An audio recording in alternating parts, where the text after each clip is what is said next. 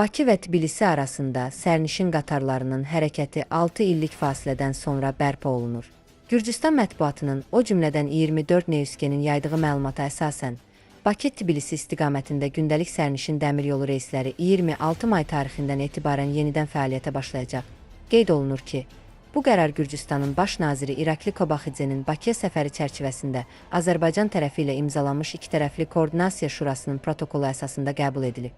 Protokola əsasən Bakı-Tbilisi-Qars dəmiryolu xəttinin yeni hissəsi tam istifadəyə veriləcək.